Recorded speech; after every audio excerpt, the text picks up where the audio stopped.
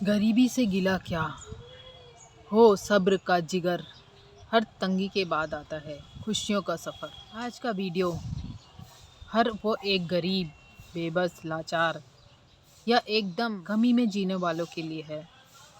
कैसे हर वक्त हर एक नई समस्या से जूझ रहे हैं और अपनी परिस्थितियों से लड़ रहे हैं। अगर सच में आप इन परिस्थितियों से उभर कर आगे बढ़ना चाहते हैं तो ये वीडियो आपके लिए ही है। आज हमारे समाज में गरीबी एक बहुत बड़ा मुद्दा है। सिर्फ कुछ परसेंट पॉपुलेशन ही अमीरी या समृद्धि में जी रही है और अधिकांश जनता एक गरीब, एक बहुत कठिन परिस्थिति से अपना जीवन यापन कर रही है। अब सवाल उठता है कि गरीब होने में किसका दोष है, हमारा या हमारे समाज का या हमारे कर्मों का? ये बहुत गहरा प्रश्न है। अधिकांश हिस्सा तो मुझे सामाजिक ही लगता है, क्योंकि हर किसी के लिए बराबर ना शिक्षा है, ना ही कोई सुविधाएं हैं। सबके हिस्से में अलग अलग, कभी धन के हिसाब से, कभी योग्यता के हिसाब से उसके जिम्मे हर वो चीज़ आती है जो हर एक इंसान का हक है। हम समाज से या समाज की धारणाओं से तो नहीं लड़ सकते। हर एग्ज़ाम का, हर एक जीवन में जीवन यापन के लिए जो भी सुविधाएं हैं, हर एक चीज़ का एक नज़रिया सेट हो चुका है। जैसे अब एग्ज़ाम MBBS की तैयारी करनी है, कोई सिविल एग्ज़ाम देनी है, तो इसका एक प्रोटोकॉल फॉलो करने के बाद ही आप उस एडमिशन तक और एडमिशन के बाद आप स्टडी तक पहुंचते हैं। कुछ भी यहाँ समान नहीं है। अगर किसी गरीब के पास पूरी सुविधा नहीं है तो वो तो एग्ज़ाम तक नहीं पहुंच पाता। तो बड़ी पढ़ाई या एजुकेशन, डिग्रियां करना तो बहुत नामुमकिन सी बात है। अगर गलती से कोई ग्रेजुएट हो भी जाए तो भी वह सड़कों पर सब्जियां बेचते या ठेला चलाते हुए ही नज़र आते हैं। काम करने में कोई बुराई नहीं है मेरे हिसाब से, ना कोई काम बहुत बड़ा ना कोई काम छोटा। लेकिन हमारे समाज में समानता क्यों नहीं है? प्रश्न समानता क्या है? एक बच्चा अगर अमीर घर का बच्चा है तो वो कॉन्वेंट की पढ़ाई करता है, अगर गरीब घर का बच्चा है तो वह सरकारी स्कूलों में पढ़ता है। अब सरकारी स्कूलों की हालत तो हम सब जानते हैं। एक आम आदमी खुद की हालातों से नहीं लड़ पाता तो वह समाज, सरकार से किस तरह लड़ पाएगा? और क्या लड़ने के बाद भी, अपना समय खर्च करने के बाद भी उसके हिसाब से कुछ उसको समान अधिकार मिल पाएगा? यह तो कई दफ़े बहुत मुश्किल और नामुमकिन लगता है। लेकिन क्या वर्तमान परिस्थितियों से, गरीबी से, कमी से हम उभर सकते हैं? आज इसी विषय में मैं आपको कुछ सुझाव दूंगी। अगर आपको अच्छा लगे तो अपने कोई मित्र को जिसे ज़रूरत है उसे शेयर ज़रूर करिएगा। कुछ आध्यात्मिक पहलू पर भी नज़र डालते हैं। क्या गरीबी एक मानसिक अवस्था है या सामाजिक व्यवस्था? सामाजिक व्यवस्था से तो हम नहीं लड़ सकते, हम खुद को बदल सकते हैं। मतलब यह एक मानसिक अवस्था भी है, अपने मनोस्थिति को बदल सकते हैं। कोई बहुत अमीर घर में पैदा होता है तो उसके मन में एक अमीरी, लग्जरी, एक समृद्धि का भाव पैदा होता है। लेकिन सपोज़ कोई एक गरीब इंसान गरीब घर में पैदा होता है तो उसमें उसकी क्या गलती? क्या उसको कर्मों का दोष है या उसकी चेतना का विकास नहीं हुआ? तो हमें इस मुद्दे पे सही गलत का निर्णय नहीं लेना है। हम इससे आगे क्या बढ़ सकते हैं? क्या हम गरीबी से उठकर समृद्ध जीवन जी सकते हैं? हमारा असल में प्रश्न ये है। जो व्यक्ति गरीबी में पैदा होता है उसके बहुत गहरे में एक गरीब, कमी का एहसास उसको हर वक्त बना रहता है। क्या हम इस एहसास को बदल सकते हैं? एक बात पे गौर कीजिएगा, जो अत्यधिक गरीबी में जन्म लेता है या रोड में पैदा होता है, जो अनाथ होता है, अक्सर उन्हीं लोगों ने इतिहास रचा है। आप किताबें उठा के देख लीजिए, सर्च कर लीजिए, कोई भी ऐसा अमीर आपको नहीं मिलेगा जो रोड से नीचे से ऊपर आया। उसके पास तो हर टाइप की सहूलतें, ज़रूरतें मौजूद थी तो वह बन गया। लेकिन जो जीरो से हीरो बना, असल में वही मुकद्दर का सिकंदर है। इसीलिए आज कुछ बातें मैं आपसे कहूँगी, गौर कीजिएगा। जो सच में अपनी गरीबी मनोदशा से उभरना चाहते हैं, ये वीडियो सिर्फ उन्हीं के लिए है, वरना आप इस वीडियो को स्किप कर सकते हैं। क्या हम अपने मन की शक्ति, हम चेतना की या आत्मशक्ति से अपने जीवन को रूपांतरण कर सकते हैं? तो दोस्तों 110% आप जो भी इस वक्त हैं अपना रूपांतरण कर सकते हैं। एक मनुष्य में इतनी बड़ी क्षमता है, हर एक मनुष्य समान है, चाहे वो गरीब परिस्थितियों में जन्मा हो या अमीर घर में पैदा हो। हर एक की क्षमता समान है। किसी की मानसिक क्षमता अच्छी होगी, किसी की शारीरिक क्षमता अच्छी होगी।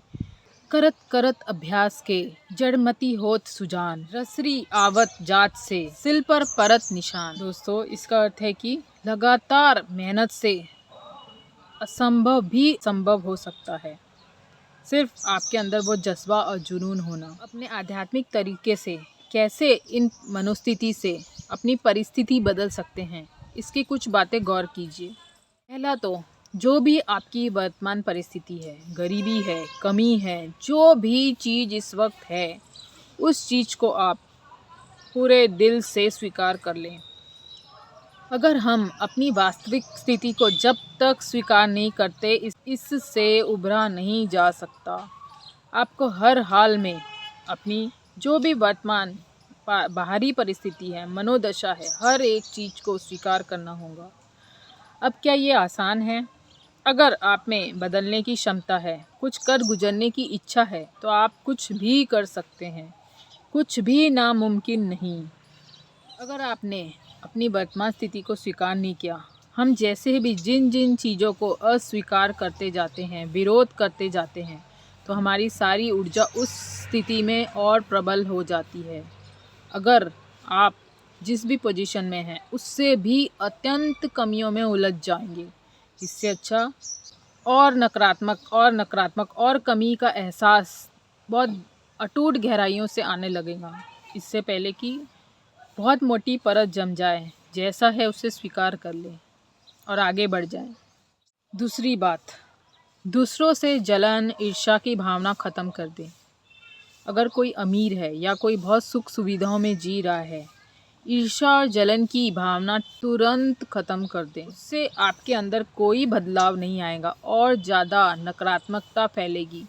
जैसे ही आप उसे एक्सेप्ट कर लेते हैं, पहली स्टेप को आप एक्सेप्ट कर लेते हैं, आप तुलना करना छोड़ देते हैं, तो आप ये दूसरी स्टेप आपके भीतर आएगी ही नहीं। जहाँ भी हमने तुलना करना स्टार्ट किया, वहाँ जलन, ईर्ष्या, दुश्मनी, नफ़रत की आग में आप झुलसते हुए जाओ। तीसरा बहुत महत्वपूर्ण बात, हर व्यक्ति हर स्थिति में सीख सकता है, लेकिन हमारे भीतर सबसे बड़ी कमी है, हम सीखने के लिए तैयार ही नहीं है। जैसा हमारा समाज है, हमारे घर परिवार की स्थिति है, कोई कुछ सीखने को तैयार ही नहीं है। हर कोई अपने आप को सही ही समझता है। यहाँ मुद्दा सही गलत का नहीं है, यहाँ मुद्दा है कि हर परिस्थिति को खास बना लेना है, उससे सीख लेना है। जैसा है, गरीबी है, कमी है, उससे भी हम कुछ सीख सकते हैं, बहुत कुछ सीख सकते हैं। धीरे धीरे सीखने का नज़रिया पैदा करें। चौथी बात, अपनी गरीबी, कमी या जो बहुत ज़्यादा दुश्मनी, नफ़रत, इसको डिस्कस करना बंद कर दें। जितना ज़्यादा आप डिस्कस करेंगे, उतना ही ज़्यादा उसको ऊर्जा मिलेंगी और वो उतना ही ज़्यादा मजबूत हो जाएगा। अगर हम अपनी कोई यादों को, कोई बातों को, कोई एहसास को ख़त्म करना चाहते हैं, तो सबसे पहले उसके बारे में उधर ध्यान देना बंद कर। ध्यान जाना उस वक्त तभी बंद होगा जब आप उसको डिस्कस करना बंद कर देंगे, चाहे दूसरों से, चाहे खुद को भी बार बार उस चीज़ के बारे में याद ना दिलाएं। आप अपनी उस ऊर्जा को नए कामों में सीखने में लगाएं। जैसे ही हम कुछ नया काम पकड़ते हैं या सीखने की कोशिश करते हैं, सपोज़ कोई भी नई आदत डालते हैं, तो आपकी ऊर्जा सब उस तरफ प्रभावित होने लगती है। वो जहाँ है जैसा, उसको वैसे ही रहने दें, ना उससे लड़ना है, नहीं झगड़ना है। अपनी ऊर्जा व्यर्थ वेस्ट नहीं करना है, सीधा अपनी ऊर्जा को नए कामों में ध्यान लगाएं कि हम इस चीज़ को कैसे अच्छा कर सकते हैं, अच्छे से अच्छा कैसे करें, ये सीखने में अपनी ऊर्जा को इन्वेस्ट करें। तो जीवन में कुछ सकारात्मक बदलाव चाहिए, तो स्टार्ट भी हमें सकारात्मक तरीके से ही होना होगा। अगर हम पुरानी यादों को, वर्तमान परिस्थिति पर ध्यान देंगे कि बहुत गरीबी है, कमी है, हमारे पास कोई चीज़ की कमी महसूस होती है कि हमें ये नहीं है, हमें ये चाहिए, अगर हमने इसमें ऊर्जा अपनी खर्च की तो हमारे भीतर कभी बदलाव नहीं आएगा। जो भी हमने ठान लें और सारा फोकस, जो भी हम बदलाव चाहते हैं उससे रिलेटेड कोई भी डिसीजन आपने लिया है तो उस पे ध्यान लगाएं। कोई काम हो सकता है, कोई स्टडी हो सकती है, कोई नए डिसीजन हो सकते हैं, कुछ भी हो सकता है। तो अपनी ऊर्जा उस तरफ ले चलें, धीरे धीरे आपकी ये नई आदत बनेगी। 5वीं बात, यह सबसे महत्वपूर्ण बात है, चारों में से यह आपका जीवन बदलने के लिए सबसे ज़्यादा सहायक हो सकती है। अब हम अपनी छोटी छोटी आदत नहीं बदल पाते तो हम बड़ी आदतें कैसे बदलें? तो सबसे इम्पॉर्टेंट है अपने सबकॉन्शियस रीप्रोग्रामिंग करें। सबकॉन्शियस रीप्रोग्रामिंग का मतलब होता है अपने अवचेतन शक्ति को जगाएं और उसको एक प्रॉपर डायरेक्शन दें। हमारे मन का अधिकांश हिस्सा अचेतन है, छिपा हुआ है। जो इस वक्त मैं बोल रही हूँ या बातें कर रही हूँ ये सब जागृत है, ये बहुत छोटा सा हिस्सा यूज़ होता है। जो अधिकांश हिस्सा है वह अवचेतन है, वह रात को सोते वक्त जागता है और वह आप इमेजिन ही नहीं कर सकते कि उसकी ताकत इतनी बड़ी है और इतनी जल्दी कारगर साबित होती है कि आप सोच नहीं पाएंगे। अवचेतन मन की रीप्रोग्रामिंग की आदत डालें। रोज़ रात सोते वक्त उस चीज़ को प्रोग्राम करना है। अब कैसे करें? एक तो मेरे चैनल में खुद एक वीडियो बना है, उसको देख लीजिए, या आपको कोई और पसंद है कोई भी एक वीडियो जो आपकी परिस्थितियों से मैच खाता है या आपको अपने जीवन में बदलाव चाहिए। जैसे कोई स्टूडेंट है तो स्टूडेंट को अपने एग्ज़ाम में सक्सेस होना है, या कोई बिजनेस है उसे अपने बिजनेस में अच्छा करना है, तो इस तरह के अलग अलग वीडियो बने हैं। तो उसे रोज़ रात को लगा के सोएं, आपको पता ही नहीं चलेगा आपका जीवन किस तरह से बदल गया। एटलीस्ट 3 से 6 महीने आपको करना है। बदलाव लाने का ये सबसे अच्छा और तेज और असरदार तरीका है। जैसे हमने कोई भी डिसीजन लिया कि सुबह हम 4 बजे उठेंगे, अगर हमने इस वक्त दिन में कि हम सुबह उठेंगे पर हम अधिकांश लोग नहीं उठ पाते, अब हमारी संकल्प शक्ति कैसे काम करेगी? तो उसके लिए आप रात सोते वक्त मैसेज दें अपने अवचेतन मन को, अपने मन को, कि मुझे सुबह 4 बजे उठा दें। कुछ दिनों में 2 से 4 दिनों में ही आपको असर दिखेगा। आप प्रॉपर 4 बजे उसके आसपास आपकी नींद खुल जाएगी।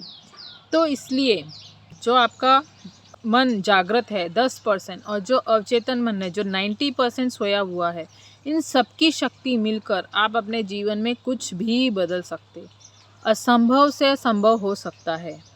तो आपने जीवन में गरीबी से समृद्धि की ओर बढ़ सकते, लेकिन शर्त यह है कि आप सीखने के लिए तैयार हो।